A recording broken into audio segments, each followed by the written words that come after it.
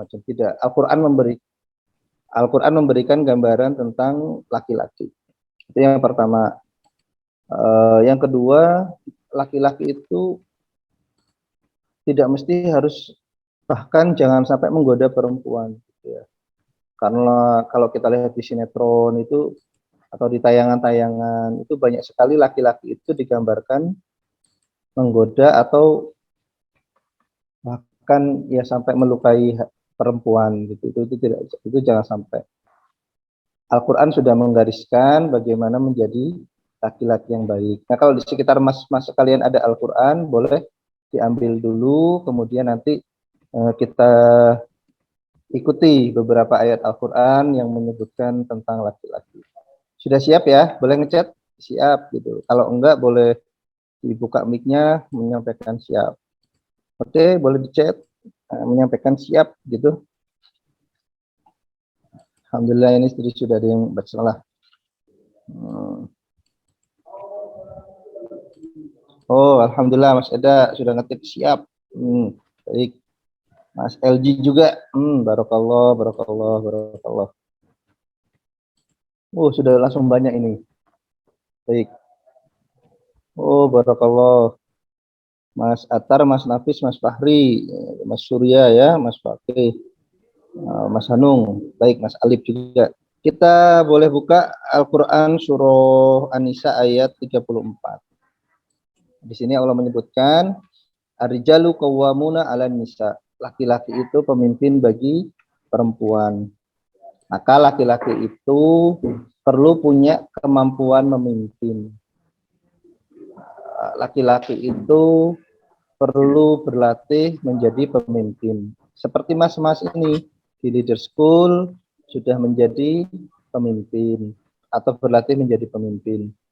Maka kalau ada ustadz-ustadzah meminta mas-mas menjadi pemimpin atau ada latihan-latihan kepemimpinan, tolong diikuti mas, karena itu penting, karena itu melatih kepemimpinan kita sehingga kita nanti jadi kepala keluarga atau juga mungkin kepala perusahaan gitu ya, atau kepala sekolah atau RT, RW, lurah, itu kita sudah punya kepemimpinan.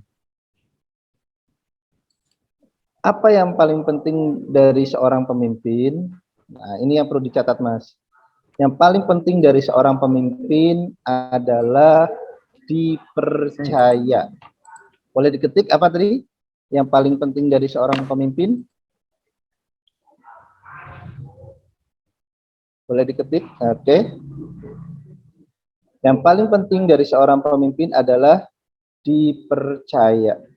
Dipercaya oleh siapa? Satu, dipercaya oleh yang dipimpin, dipercaya oleh followernya. Nah, Mas Aftar sudah menjawab ya, Masya Allah. Dipercaya oleh yang dipimpin. Nah, kalau nggak dipercaya pemimpinnya, oh Mas Adit, alhamdulillah.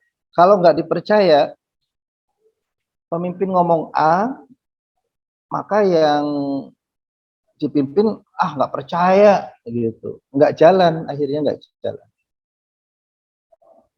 Kalau seperti itu kepemimpinannya nggak jalan, followernya nggak mau ngikutin. Nah ini perlu mas-mas sekalian berlatih untuk bisa dipercaya. Nah, bagaimana bisa dipercaya? Oh, yang pertama dipercaya oleh follower ya. Yang kedua dipercaya oleh orang yang lebih atas. Misalkan mas-mas ini yang gampang RT lah ya. Ini contoh aja ya, maaf ya. Mas-mas ini ketua RT. Nah, mas-mas ini dipercaya oleh followernya, oleh masyarakat gitu. Dan mas-mas juga dipercaya oleh yang lebih atas. Siapa yang lebih atas dari Pak RT? Pak RW. Jadi mas-mas itu dipercaya oleh Pak RW, juga dipercaya oleh masyarakat. Itu syarat pertama menjadi pemimpin. Dipercaya. Nah, bagaimana agar orang itu percaya sama kita? Pertama, bangun kemampuan memimpin. Bangun kemampuan memimpin. Kemampuan memimpin yang paling penting adalah sabar. Karena kita memimpin orang banyak, Mas. Misalkan ketua kelas aja ya, kita ngumumkan, ini ada pengumuman dari kepala sekolah agar kita itu beres-beres kelas. Ayo kita beres-beres kelas. Kira-kira satu kelas itu langsung mengiyakan enggak? Kemungkinan enggak, karena ada aja yang males gitu ya, ada aja yang apa gitu. Nah, pemimpin itu harus sabar. Jangan langsung marah, Mas. Oh, kamu itu nggak mau ikutan melawan Ustadz Ustadzah. Enggak. Jadi kita sabar. Ya namanya follower itu kadang begitu. Kadang kita sudah bilang baik-baik, mereka itu nggak nurut gitu ya. Kita perlu lebih sabar lagi. Kita sampaikan, Mas, kalau kita bersih-bersih, kelasnya indah, yuk beres-beres. Wah, ngapain sih? Capek. Ya, kalau capek, kamu ambil nafas, terus istighfar, berdoa sama Allah, ya Allah, beri aku kekuatan, gitu. Yuk, sekarang kita aktivitas. Nah, gitu, Mas. Jadi tekniknya sabar. Yang pertama, sabar. Yang kedua, dalam membangun kepemimpinan, kita perlu proaktif. Kita perlu mengenal orang-orang yang ada di area kepemimpinan kita. Kalau kita RT misalkan, ya kita harus tahu masyarakat kita itu namanya siapa aja. Oh, ini namanya Bapak Andre. Bapak Andre itu sukanya, Bapak Andre itu punya istri dan 3 anak. Anaknya sekolah di SD 1, di SMP 1, di SMA 1. Pak Andre pekerjaannya TNI. Pak Andre punya motor. Motornya mereknya ini. Kemudian Pak Andre punya rumah itu di RT-ku 1. Kemudian Pak Andre itu suka atau hobi badminton dan dia pinter banget main badminton, dan Pak Andre itu suka sekali kalau dilibatkan jadi panitia. Itu perlu detail, Mas. Nah, kalau Mas ini ketua kelas, ya Mas perlu tahu anggota saya ada berapa. Anggota saya itu 23. Jangan bilang kira-kira 20, jangan kira-kira. Kalau anggota masih sedikit, masih di bawah 50, itu usahakan tidak menggunakan kira-kira. Misalkan Ustadz ada yang nanya ke Mas nih, ketua kelas. Di sini ada yang ketua kelas nggak sih yang hadir? Coba kalau yang hadir boleh ngechat, saya ketua kelas, misalkan gitu. Nggak apa-apa, ngechat aja. Insya Allah nggak ada bully ya di antara kita ya. Akan apresiasi, insya Allah kita doakan agar jadi ketua kelas yang lancar. Kalau nggak ada, nggak apa-apa. Oh, ada Mas Surya R. Barakallah. Semoga Mas dimudahkan oleh Allah menjadi ketua kelas. Amin. Ditolong oleh Allah dalam situasi. Amin. Jadi yang pertama, ketua kelas tuh perlu tahu jumlah anggotanya berapa. Oh, 23. 23 itu namanya siapa saja? Abdullah, Ahmad, Basim, Barik, kemudian Chandra, Dimas, Dito, Doni, Firman, kemudian Firman, setelah Firman itu misalkan Faiz, terus siapa lagi gitu ya, sampai 23. Kita tahu namanya 23 itu siapa aja. Nah, dari 23 itu kita juga sedikit tahu karakternya. Faiz itu orangnya baik, tapi kalau disuruh, kalau Faiz itu baik, tapi kalau dimintai tolong kadang dia santai gitu ya. Dikerjain tapi santai gitu. Ahmad itu orangnya gampang marah, tapi kalau dimintai tolong mau dan cepet gitu. Kemudian ada Basim. Basim ini boro-boro dimintai tolong susah gitu ya. Oh, kalau yang ini, tapi Basim itu pinter gitu. Oh, dan tulisannya bagus gitu. Oh, kalau nulis di papan tulis cocok nih gitu. Nah, kita perlu tahu tuh anggota kita itu kayak apa gitu. Kita harus proaktif menyelami anggota kita itu kayak apa. Nah, nanti kalau kita punya istri, punya anak ya Mas. Mungkin Mas dan Mbak Mas bilang, "Ini masih SMP kok sudah ngobrol rumah tangga?" Mas, kemampuan memimpin itu perlu dibangun dari SMP. Masalah nanti ngobrol rumah tangga, ngobrol sebagai kepala RT, ngobrol sebagai kepala perusahaan itu perlu diilmui, kita perlu belajar. Nggak apa-apa ya. Jadi niatnya belajar. Nah, nanti kepala rumah tangga, ya Mas perlu tahu sifatnya istri Mas kayak apa. Istri Mas itu nggak sukanya tentang apa.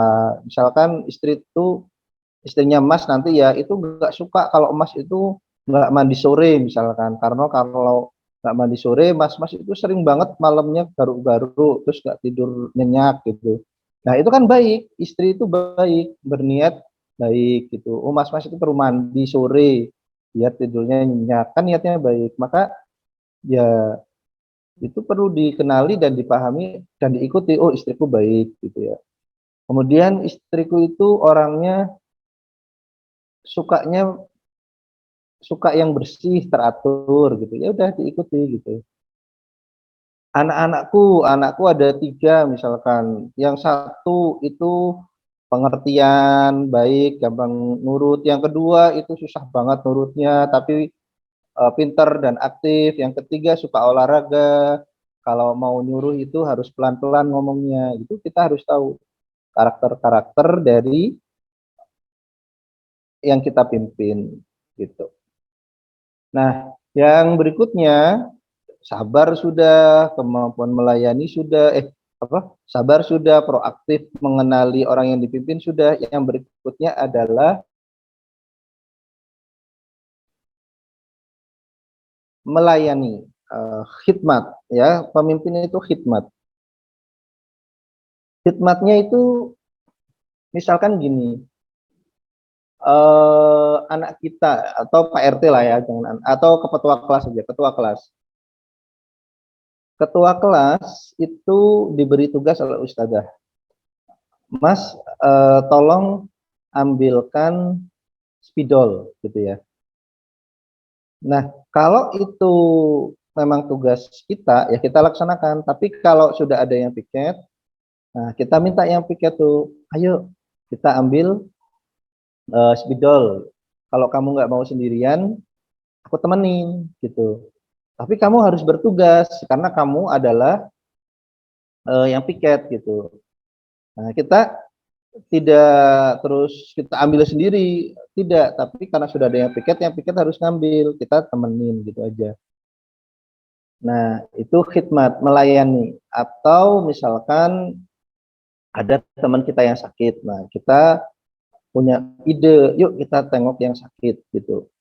Nah, kita tengok yang sakit biar kemudian yang sakit itu semoga senang, bahagia, terus cepat sembuh. Atau di RT, misalkan misalkan kita RT ya, RT itu kan biasa tuh ada yang minta surat keterangan apa, surat apa ke RT gitu. Bahkan Pak RT itu kadang mungkin ada yang bapak di sini jadi Pak RT ya, bapaknya Mas itu malam-malam didatangi, Pak, minta surat, ya dibuatkan surat, Pak, itu ada yang meninggal, tolong diuruskan. Ya Pak RT akhirnya ngurusi jenazah juga. Banyak banget ya Pak RT itu, dia harus melayani masyarakat. Nah itu ya Mas ya, jadi eh, ketika kita jadi pemimpin, kita perlu dipercaya, dan dipercaya itu perlu 3 hal minimal. Sabar, kemudian proaktif mengenali orang-orang yang kita pimpin, dan yang ketiga adalah melayani. Bahkan ada hadis, imamul qaum khadimuhum. Pemimpin sebuah kaum itu adalah pelayannya. Dan dalam surah At-Taubah kita pernah mengkaji, "Ja'akum rasulun min anfusikum azizun alaihi ma anittum harisun alaikum bil mu'minina raufur rahim." Telah datang kepadamu seorang rasul berbicara dengan bahasa kalian. Rasul itu sangat ingin kalian itu lebih baik. Rasul juga merasakan penderitaan kalian, dan Rasul itu lemah lembut kepada orang yang beriman. Luar biasa, itu Rasulullah SAW itu pemimpin yang melayani, kasih sayang kepada anak buah, follower gitu ya. Tidak keras. Jadi pemimpin itu tidak sewenang-wenang juga, dan nggak ada dalam Islam itu pemimpin sewenang-wenang gitu. Pemimpin itu nyuruh gitu nggak ada. Tapi pemimpin itu melayani, menyayangi. Kalau ada apa-apa, pemimpin itu nanya, kamu kenapa sedih gitu? Kamu kenapa? Apa yang kamu susah? Yang kamu rasakan susah gitu. Jadi eh, bisa seperti itu. Ini ada yang raise hand, boleh? Siapa anak dia? Anak Mas, anak Iha. Nah, oke. Ada yang mau ditanyakan kah?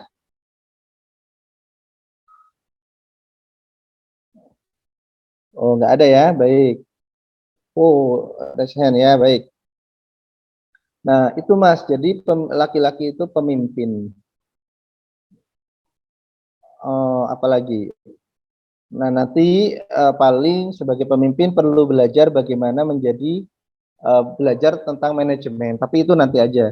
Yang penting adalah tadi tiga unsur tadi atau tiga modal menjadi pemimpin. Boleh dicek lagi tiga hal yang penting menjadi pemimpin atau tiga apa? Satu yang penting menjadi pemimpin adalah dipercaya. Untuk dipercaya ada tiga hal. Apa saja tiga halnya? Boleh ditulis ulang di chat. Oke. Tiga hal agar dipercaya menjadi pemimpin. Yang pertama adalah sabar. Apalagi yang kedua dan tiga, boleh? Masih ingat nggak kira-kira yang kedua dan ketiga?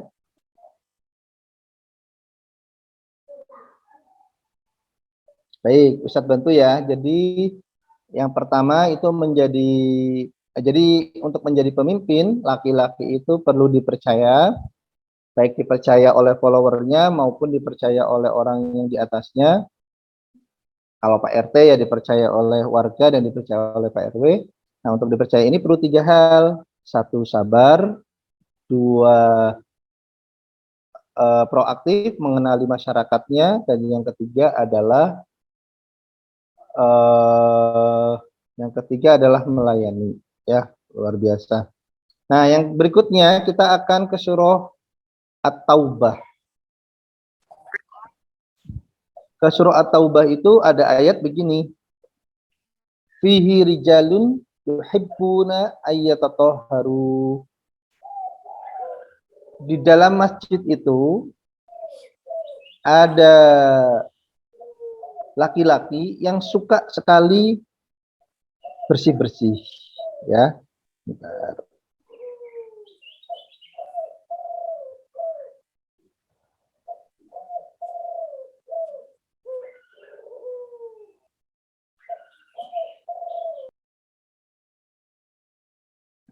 Di situ ada ayat fihi rijalun yuhibbuna ayyatatoharu. Di masjid itu, di Masjid Kuba itu ada laki-laki yang suka bersih-bersih. Ayat ini mas-mas sekalian ini unik. Ayat ini unik dan ayat ini menjadi motivasi para sahabat. Motivasi para sahabat untuk lebih bersuci.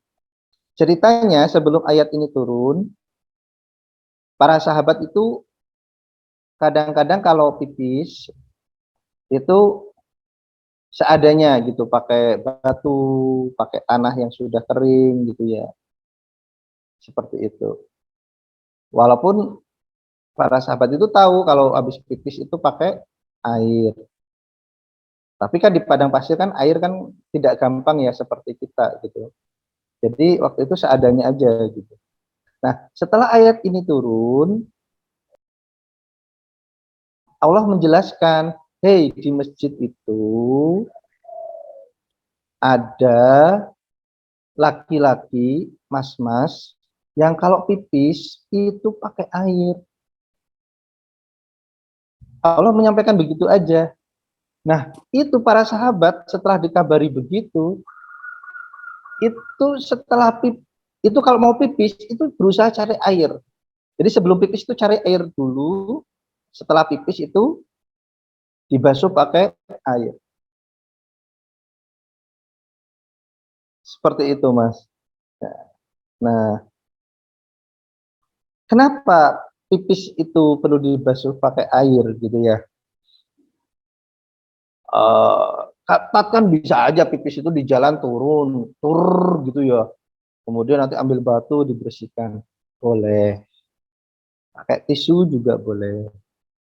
Dan lebih baik menggunakan air. Karena itu lebih bersih, lebih steril. Insya Allah kalau kemaluan kita itu lebih sehat. Nyun sewu Mas, kalau kemaluan kita itu nggak sehat, itu satu gatel, yang kedua bisa jadi muncul bintil-bintil nanah. Jadi digaruk, itu lecet, nah nanti lama-lama ada bintil nanahnya.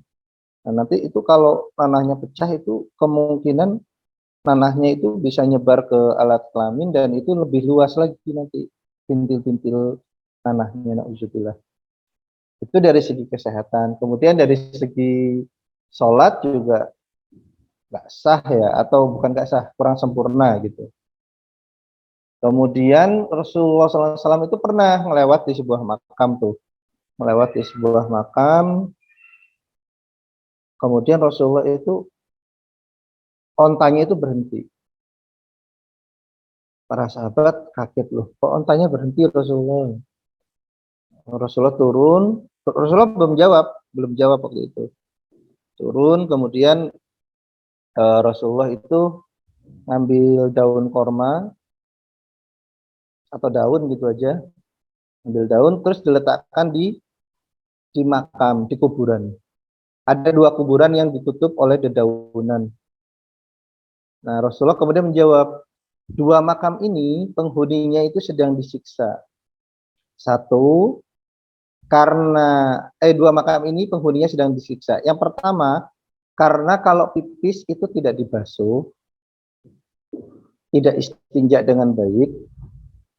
Kalau pipis mungkin juga nyepret-nyepret gitu ya. Makanya kalau pipis kita usahakan pipisnya kemana, airnya kemana, dan kaki kita itu kalau bisa itu dibasuh dengan baik. Artinya setelah pipis, pipisnya kemana disiram, terus kemaluan kita disiram, lalu kaki kita juga disiram. Boleh pakai sendal, kalau memang perlu pakai sendal, kalau tidak pakai sendal nggak apa-apa gitu. Tapi yang penting bersih dan suci setelahnya. Nah, makam yang pertama, penghuninya itu disiksa karena sering pipis tidak istinja. Yang kedua itu karena adu domba, karena sering mengadu domba. Nah, mas-mas sekalian, jadi aspek yang pertama adalah bersih. Jadi kalau pipis, itu laki-laki itu perlu memperhatikan kebersihan. Selama ini sering sekali dianggap bahwa yang suka bersih-bersih itu ibu-ibu. Padahal yang punya kewajiban untuk menjaga kebersihan diri, menjaga kebersihan anggota keluarga, menjaga kebersihan rumah adalah laki-laki. Karena ayatnya jelas, bihi rijalun yuhibbuna ayyatatahharu. Laki-laki itu suka bersih-bersih gitu. Nah, nanti kalau mas-mas ini jadi ketua kelas atau jadi ketua RT atau kepala rumah tangga atau kepala kantor atau bahkan presiden ya, itu mas-mas perlu menyerukan dan memerintahkan agar kebersihan itu diperhatikan. Buang sampah di mana, pipis itu seperti apa, lantai disapu apa tidak, dipel atau tidak, kaca-kaca seperti apa, begitu. Itu perlu diperhatikan. Seperti itu ya Mas kalian. Nah, yang penting juga adalah pikiran. Pikiran kita itu perlu bersih. Jadi jangan sampai kita ini sampai berpikir, ah, aku ingin melanggar peraturan, aku ingin berbuat dosa, aku tidak peduli dilihat Allah. Atau maaf, ada yang suka game-game karena motivasinya ada pemain yang seksi dan itu perempuan. Misalkan perempuan pakai celana pendek, bajunya juga pendek. Wah, aku suka game-gamean yang perempuannya kayak gitu. Nauzubillah min dzalik. Padahal lelaki itu tadi suka bersih, bersih badannya dan bersih pikirannya. Jangan sampai terus kita itu punya pikiran ingin melanggar peraturan, ingin melawan orang tua, ingin melawan guru, ingin berbuat dosa. Nauzubillah min dzalik, jangan sampai Mas. Laki-laki itu perlu bisa ngerem pikiran-pikiran yang muncul agar selalu sesuai dengan perintah Allah. Karena laki-laki itu emosinya kuat. Laki-laki itu emosinya kuat. Artinya dia bisa ngelola emosi. Boleh laki-laki itu nangis, boleh laki-laki itu ketawa. Dan dia perlu mengendalikan itu. Boleh laki-laki itu punya ide, punya gagasan, tapi harus dikendalikan. Jangan sampai mas-mas kemudian terbawa pikiran-pikiran jelek atau emosi marah yang tidak terkendali. Jangan sampai. Kendalikan semuanya. Karena lelaki itu punya karakter bisa mengelola emosi. Itu Mas. Nah, kembali ke yang tadi. Pikiran mas-mas ini perlu dibersihkan. Jangan sampai suka nonton yang aneh-aneh. Bahkan, mohon maaf, jangan sampai tergoda nonton pornografi atau bahkan canduan ya, nauzubillah. Seperti itu Mas. Dibersihkan pikirannya, banyak-banyak istighfar gitu ya. Kalau pikiran muncul itu jangan sampai terus kita membiarkan pikiran itu hidup dalam otak kita. Misalkan kita punya pikiran ingin ngerokok gitu ya. Terus kita membayangkan, kalau ngerokok itu kelihatannya enak, jagoan, bakal diterima di masyarakat. Jangan Mas, jangan sampai. Kalau ada pikiran begitu, jangan dipelihara. Kalau ada pikiran begitu, harus langsung dihilangkan. Langsung istighfar, langsung ta'awud. Karena Ibnu Qayyim al-Jauziyah rahimahullah, seorang ulama pernah menyampaikan, pikiran yang dipelihara itu akan menjadi keinginan, dan keinginan yang dipelihara itu akan menjadi perbuatan. Kalau kita membayangkan merokok, terus kita bayangkan, jagoan ya kalau merokok, kalau apa gitu. Terus kok kemudian kita ada keinginan yang kuat untuk merokok, terus beli rokok, ya terus habis pakai rokok ya bisa jadi kita pakai narkoba atau salah pergaulan. Nah, jangan sampai. Jadi kalau ada pikiran buruk langsung istighfar, ta'awud, ya Allah, jangan sampai pikiran saya ini pikiran yang kotor. Itu ya Mas ya. Jadi lelaki itu usahakan menjadi lelaki yang bersih. Jadi yang pertama tadi apa? Laki-laki itu pemimpin, yang kedua laki-laki itu bersih. Nah, yang ketiga coba kita lihat. Ustadz agak lupa. Ustadz dulu pernah membuat ininya outline-nya, tapi Ustadz lupa anunya. Sudah lama sekali soalnya outline-nya itu. Bentar. Kita buka panduannya.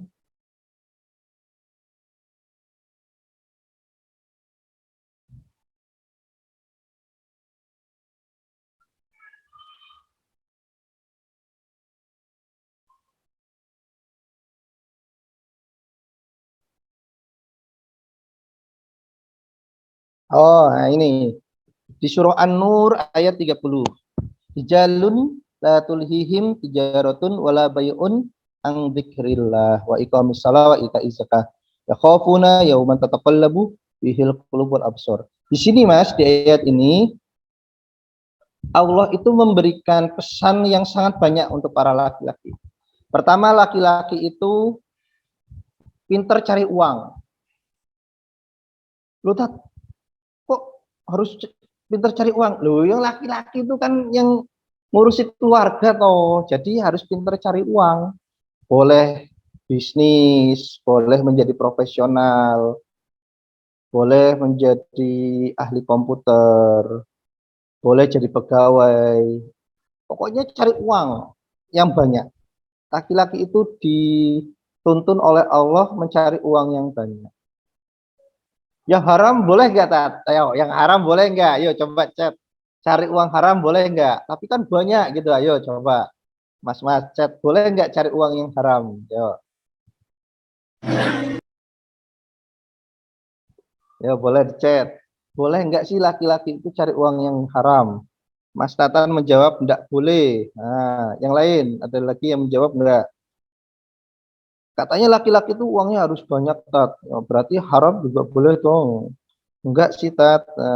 Enggak boleh, Tat. Oh ya, kalau tadi siapa Mas, ini Mas Davi ya. Nah, benar, laki-laki itu enggak boleh cari uang yang haram. Mas Aswin ya. Jadi laki-laki itu perlu cari uang yang banyak tapi jangan sampai yang haram. Mas Hafiz, Mas Satria. Mas Satria Ayuda.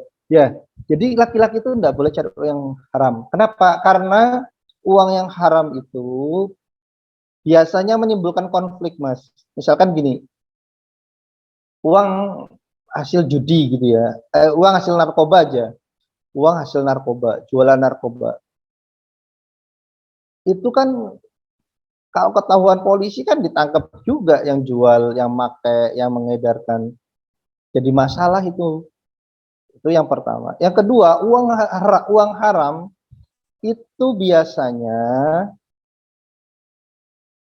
tidak berkah. Keluarga itu ribut baik Mas. Itu anaknya males, nggak mau sekolah, nggak berprestasi, bahkan sakit-sakitan, bahkan nakal. Yang istrinya juga sama gitu Mas. Kalau di sebuah RT gitu ya, ada uang haram beredar, misalkan judi gitu ya di lingkungan RT itu. Biasanya RT itu juga tidak nyaman. Ada aja masalah. Jadi laki-laki itu usahakan cari uang yang banyak dan halal. Nah, mas-mas ini SMP. Nanti boleh membayangkan SMA itu sekolah di mana yang bisa belajar Al-Quran, belajar ilmu agama, tapi juga bisa belajar agama, bisa belajar Al-Quran, dan juga bisa belajar cari uang. SMA-nya cari sekolah yang belajar Al-Quran, agama, dan bisa cari uang. Maksudnya belajar cari uang itu bukan SMA-nya bekerja ya, bukan, tapi belajar keahlian yang bisa untuk cari uang besoknya. Misalkan di SMA-nya itu belajar Al-Quran, agama Islam, sama komputer misalkan, atau pertukangan, atau apa aja. Nanti kuliahnya juga sama, berpikir bagaimana kuliah itu cari ilmu sama cari keterampilan untuk cari uang. Nah, nanti uangnya untuk apa? Ya untuk istrinya, untuk anaknya, untuk infak ke keluarga besar, infak ke ibu, infak ke bapak, infak ke RT, ke RW, ke lembaga zakat, itu seperti itu, Mas. Nah, selain laki-laki itu perlu pintar cari uang, lelaki itu perlu mengatur agendanya. Jadi laki-laki itu pintar ngatur agenda. Cari uang kapan, sholatnya kapan, bareng sama keluarganya kapan, kemudian kumpul-kumpul di RT-nya kapan, kumpul sama temannya kapan, ketemu sama bapak ibunya kapan, itu perlu bisa ngatur. Nah, para laki-laki itu perlu berlatih membuat agenda. Mas-mas misalkan bangun tidur jam berapa, setelah bangun tidur itu apa lagi, setelah itu apa lagi, setelah itu apa lagi. Usahakan aktivitas seorang laki-laki itu teratur dan tidak diwarnai stres. Bisa jadi terus mas-mas ini aktivitas tapi stres. Nah, ini berarti mas-mas perlu berlatih mengatur agenda. Dimulai dari bangun jam berapa, sholat jam berapa, sholat tahajud, terus sholat subuh, habis itu mandi, sarapan, terus berangkat sekolah. Setengah 7 sudah di sekolah gitu. Dan itu santai-santai saja dan itu bisa insya Allah kalau kita berlatih menyusun agenda. Bapak ibu kita itu Mas, itu sering banget mengingatkan, ayo diberesi perlengkapan sekolahnya biar besok enggak kemerungsung, enggak buru-buru. Itu betul. Bapak ibu kita sudah betul mengingatkan. Nah, Mas dan Mbak tinggal Mas sekalian tinggal ngikuti itu. Mengikuti bagaimana arahan dari orang tua. Ustadz Ustadzah misalkan menyampaikan, Mas, ini ada PR, ada KR. Nggak banyak, cuma 5 soal. 15 menit itu diperkirakan sudah selesai. Pol-polannya setengah jam. Nah, Mas, nanti malam, nah ini ada PR 15, ini ada PR 5 soal, 15 menit sampai 30 menit kemungkinan selesai. Nah, sore ini Mas kan pulang gasik. Tolong nanti malam dikerjakan. Itu kalau bisa dikerjakan, Mas. Karena kalau tidak, itu biasanya numpuk. Kalau sudah numpuk, itu jadi males. Nah, Ustadz Ustadzah itu biasanya menghitung kapan ngerjakan HR-nya, kapan tidak, dan seterusnya. Itu ya, Mas ya. Jadi perlu Mas berlatih keterampilan mengatur agenda. Karena bisa jadi suatu saat, bahkan ini sudah banyak ya, ada laki-laki yang bisnisnya banyak, ada laki-laki yang punya jabatan banyak. Sebenarnya Ustadz ingin nyebut nama salah satu Mas ya, tapi enggak lah. Misalkan punya toko di sini di Kebumen, punya toko di Jogja, punya toko di Purwokerto, dan tokonya itu besar-besar. Nah, itu karena sudah terampil mengatur agenda, itu tokonya terkelola semua. Nah, Mas perlu berpikir bagaimana suatu saat saya ini punya sumber bisnis yang banyak, punya bisnis yang banyak, punya kegiatan yang banyak, dan itu terkelola semua. Laki-laki itu menurut surah An-Nur itu begitu. Pinter ngatur agenda, pinter cari duit. Itu Mas. Dan tidak ada yang salah. Kalau ada laki-laki kok pinter cari duit itu nggak ada yang salah, Mas. Bahkan dianjurkan untuk bisa cari duit. Nanti duitnya itu banyak-banyak diinfakkan. Itu aja. Nah, yang ketiga tadi itu bagaimana mengatur agenda agar bisa banyak-banyak zikir kepada Allah. Gitu. Apalagi dari surah An-Nur kira-kira ya. Nah, yang pertama tadi keterampilan mengatur agenda, keterampilan mengatur bisnis, dan juga lelaki itu suka ibadah. Ini dalam surah An-Nur, ayatnya ayat berapa ini, nanti kita lihat lagi coba. Surah An-Nur ayat 37. Nah, dari surah An-Nur ayat 37 ini kita ulangi, banyak sekali pesan tentang laki-laki. Yang pertama, pinter cari duit, pinter ngatur agenda, dan 3 itu pinter ibadah, rajin ibadah. Wah, laki-laki berat ya berat. Karena laki-laki itu pemimpin. Maka dia harus pintar cari duit, pintar ngatur agenda, pintar melayani masyarakat. Dan kalau malam itu bangun tahajud. Banyak kisah-kisah orang soleh zaman dulu tentang tahajud. Ada yang tahajudnya itu dari jam 3, dari jam 2. Bahkan ada yang habis isya tidur sebentar lalu tahajud sampai subuh. Bahkan ada kisah setelah umur 40 tahun Imam Abu Hanifah rahimahullah itu dari isya sampai subuh itu tahajud. Nanti tidurnya itu sebelum zuhur, tidur sebentar.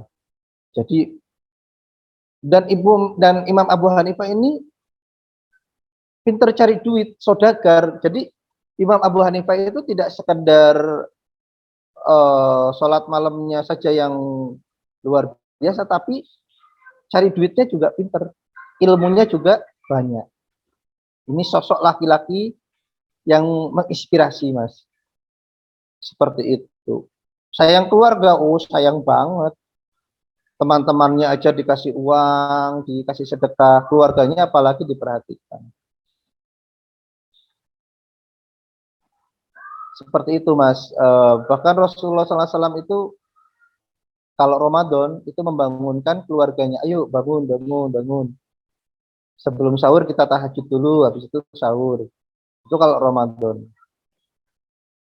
Kalau biasa ya Rasulullah membangunkan, tapi tidak seserius kalau Ramadan.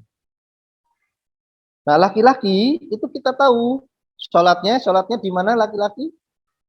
Nah, boleh di-chat. Ayo, laki-laki sholatnya di mana? Sholat 5 waktunya.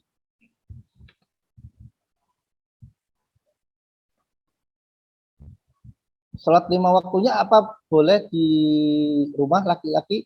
Boleh. Dan lebih baik kalau di masjid sebagaimana ditulis Mas Alif. Kenapa begitu? Karena, nah Mas Anung juga baik, Masya Allah. Karena Rasulullah SAW memerintahkan agar laki-laki itu sholat di masjid. Mas Satria Ayuda, Masya Allah. Laki-laki itu sholatnya di masjid. Ada banyak hikmah kalau laki-laki itu sholatnya di masjid. Oh, Mas Pakai, alhamdulillah. Satu, mendapatkan kasih sayang Allah yang lebih banyak. Kedua, itu ketemu sama sesama laki-laki. Nanti bisa cerita-cerita, kemudian bertukar informasi. Apalagi kalau situasinya sedang tidak aman. Nah, itu laki-laki itu perlu sholat di masjid semua, lalu memberikan informasi-informasi yang penting tentang keamanan. Yang ketiga, bisa jadi ada peluang-peluang bisnis yang dibincangkan setelah sholat. Yang penting itu tidak jualan di masjid. Tapi setelah sholat, di teras, itu boleh bincang tentang bisnis. Nah, laki-laki itu perlu mengatur agendanya. Sholat 5 waktunya di masjid, sholat tahajudnya dikuatkan, bahkan sholat duhanya.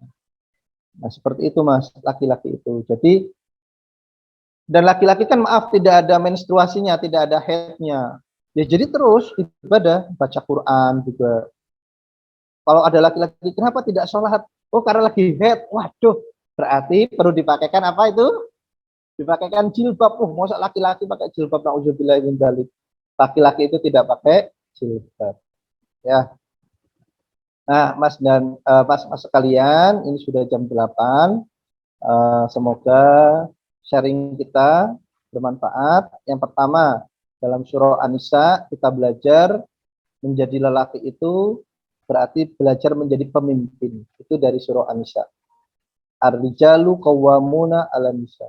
Lelaki itu adalah pemimpin. Untuk menjadi pemimpin kita perlu dipercaya, dan untuk menjadi orang yang dipercaya kita perlu sabar, proaktif mengenali orang sekitar dan melayani. Yang kedua, dalam surah At-Taubah, lelaki itu perlu suka bersih. Bersih kemaluannya kalau pipis disiram, bersih mandinya, bersih mandi besarnya. Nanti boleh belajar tentang mandi besar dari Ustadz Rahmat dan Ustadz-Ustadz yang lain. Mandi janabat ya, nanti itu. Kemudian laki-laki itu perlu bersih pikirannya. Jadi jangan sampai laki-laki itu suka berpikir melanggar aturan. Dan yang ketiga, laki-laki itu perlu mengatur agenda. Laki-laki itu perlu pintar ngatur agenda. Dia perlu pintar kapan bisnis, kapan sholat, kapan bersama keluarga.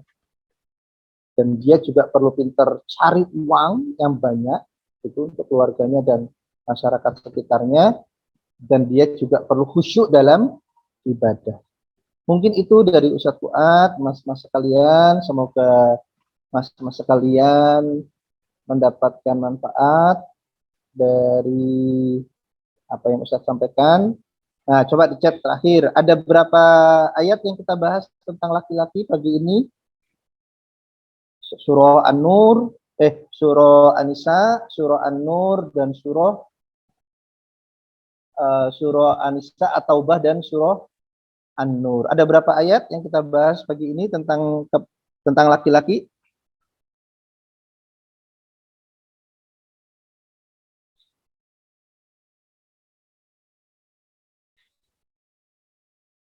Jadi surah An-Nisa, kemudian At-Taubah, dan An-Nur.